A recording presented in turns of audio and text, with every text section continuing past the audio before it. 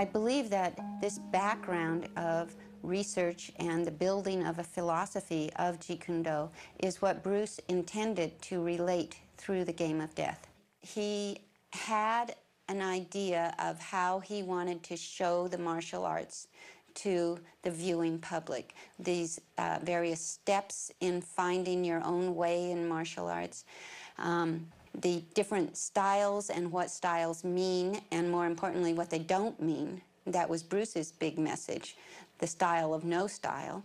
And Game of Death was going to be the platform for these expressions. Même si nul ne saura jamais à quoi le jeu de la mort aurait ressemblé si Bruce Lee avait survécu, on sait de façon indiscutable quelle était sa vision du film au moment où il en tournait le dénouement. Selon le résumé de 12 pages qu'il nous a laissé, Bruce Lee incarnait un champion d'arts martiaux invaincu à la retraite, du nom de Haïtien. Il a été approché par des membres de la pègre coréenne qui lui proposent de participer à une attaque à haut risque sur une pagode à 5 niveaux, et dont le dernier étage est réputé contenir un trésor inestimable. Le personnage joué par Bruce Lee refuse de participer. Mais sa sœur et son jeune frère sont alors kidnappés, ce qui ne lui laisse pas d'autre choix que de prendre part à l'opération. Au cours d'un briefing chez le boss, Haïtien est présenté à ses complices, qui sont tous des artistes martiaux de très haut niveau. Le boss diffuse un film de reconnaissance de l'enceinte du temple qui entoure la pagode et explique que comme les armes à feu sont interdites dans le temple, chaque niveau de la pagode est gardé par un mercenaire expert en arts martiaux. Il faudra donc remporter un combat à chaque étage de la pagode pour arriver au sommet et s'emparer du trésor. Bruce Lee a choisi comme décor le temple bouddhiste de Bopju, en Corée. Le monument le plus célèbre du temple, une statue de Bouddha de 33 mètres de haut, apparaît clairement dans les esquisses qui illustrent le synopsis de Lee. Moulée en bronze d'un seul tenant et lourde de 150 tonnes, elle est l'une des plus imposantes statues de ce type érigées dans toute l'Asie. Et c'est devant ce Bouddha que se trouve la pagode de bois à 5 étages où auront lieu les scènes de combat qui constituent le dénouement du film.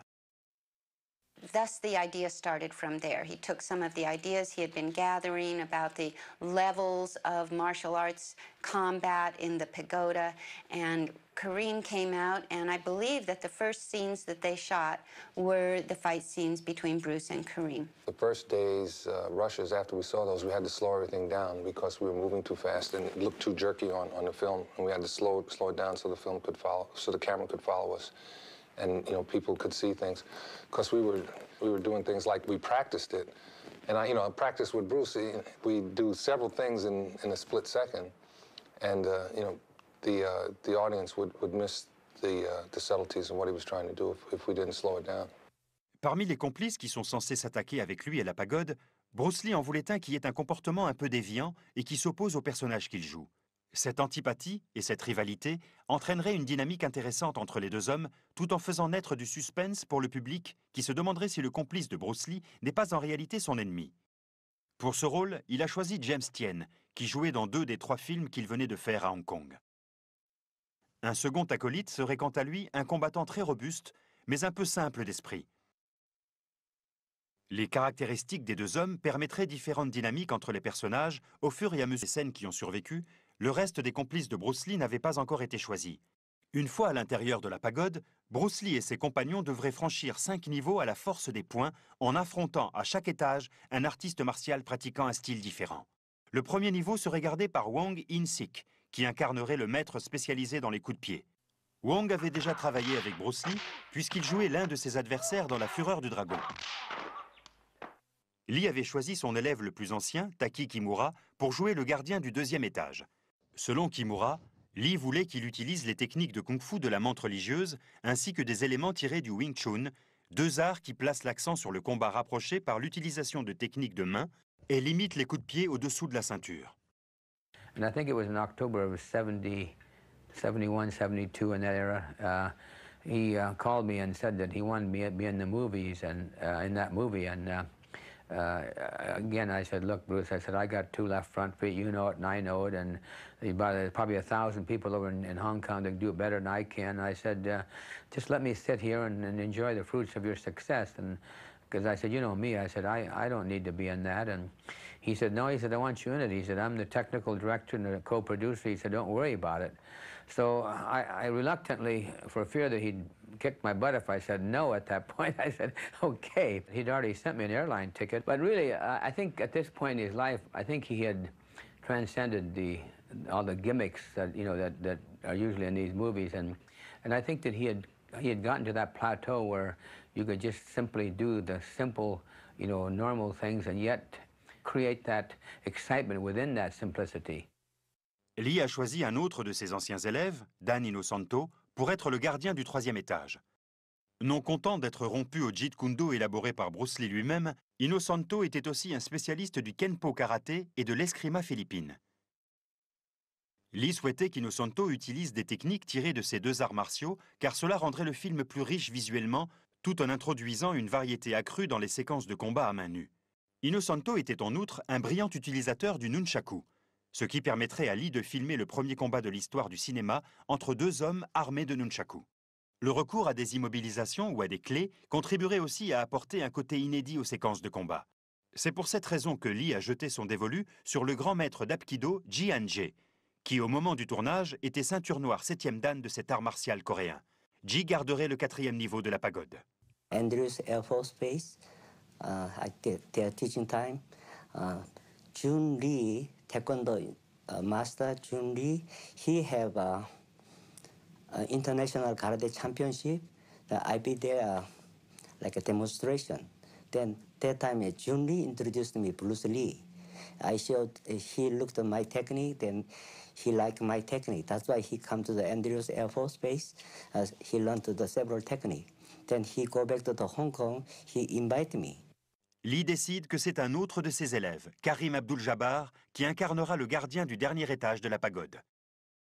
Le style inconnu de ce combattant symbolise le niveau le plus élevé des arts martiaux et représente l'essence même du Jeet Kune Do. I was at the top of the pagoda because you know, I was the most effective fighter. And I didn't have any style. And I was also in a place where my strengths were enhanced by the environment, so it was dark in there. I was supposed to be light sensitive. My eyes were light sensitive, and that was a problem for me. But other than that, I was an incredible human specimen, etc. That was the whole idea about it. And he started knocking out the panes in the walls, so that more light came in, and I couldn't see. And that's when he got his advantage in the fight. Le fait que le personnage incarné par Bruce Lee dans Le Jeu de la mort affronte le représentant d'un style différent à chaque, c'est le concept même de style qu'il combat. I think it's evident in The Game of Death how he planned to fight a person of a different style, a very precise style, on each floor of the pagoda, and show how he could fit in with anybody else's style, thus having no style of his own. Lors de l'affrontement au 3e niveau, le personnage joué par Bruce Lee emploie une baguette de bambou vert. Cette baguette flexible représente la souplesse, un attribut indispensable pour un artiste martial s'il veut remporter un combat. Car un combat est aussi imprévisible que la vie elle-même. Et pour Lee, il faut être capable de s'adapter, être capable de changer avec le changement. Was an expression of how he felt about the martial arts, that you need not be dressed in a traditional uniform in order to be an effective fighter. That yellow tracksuit is something that's comfortable, it's flexible, you can move without restriction, and so I think that was why he chose that. Maintenant que les rôles du film ont été distribués, Bruce Lee passera 3 mois, d'août à octobre 1972, à coucher sur pellicule sa vision des arts martiaux. Bruce was a perfectionist on a film set. He always choreographed all of his own fights in detail, writing them down, every movement, every single movement, rehearsing them endlessly with the stuntmen, and having many, many takes, so that it was always just perfect. And Bruce was very aware of how camera angles worked in fight scenes. I visited him on the Game of Death set on more than one occasion. The children, Brandon and Shannon, and I were always welcome on the film sets, and we enjoyed going there because he was having a lot of fun with it. First of all, Kareem was his good friend, as was Dan Inosanto, and some of the other martial artists as well were his good friends. And he had worked with them many times in the past. As you know, Kareem was his student, Dan was his student and assistant instructor, And so he had a real fun time working with these fellows and constructing the fight scenes. Il en résultera 3 séquences magnifiquement réalisées. 3 séquences riches de significations multiples qui nous permettent d'admirer les combats à main nue les plus gracieux et les plus dynamiques jamais portés à l'écran.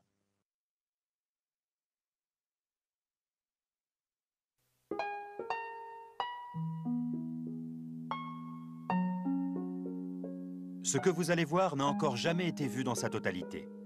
Ce sont les séquences que Bruce Lee a tournées pour le jeu de la mort, les dialogues qu'il a écrits et les prises dont il a lui-même indiqué qu'elles devaient faire partie du montage final du film.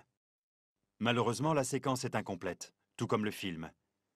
Environ 2 minutes qui constituent le début de la séquence finale du film ont disparu à cause des ravages du temps. Dans les images manquantes, les 2 alliés de Bruce Lee, James Tien et Che Yuan, montent les escaliers devant lui et arrivent au 3e niveau de la pagode, dans la salle du Tigre. Là se trouve le maître d'escrima philippine, qui a pour habitude de jouer une petite mélodie sarcastique en entrechoquant ses bâtons avant de tuer son adversaire.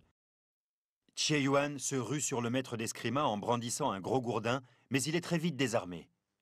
Le maître d'escrima jette alors ses bâtons pour combattre Che Yuan à main nue et entreprend de le mettre KO en lui infligeant une série de coups de poing et de coups de pied connus dans le milieu du Kenpo karaté sous le nom de danse de la mort. Puis c'est au tour de James Tien d'affronter le maître d'escrima. C'est alors que commencent les images inédites tournées par Bruce Lee pour le dénouement du jeu de la mort.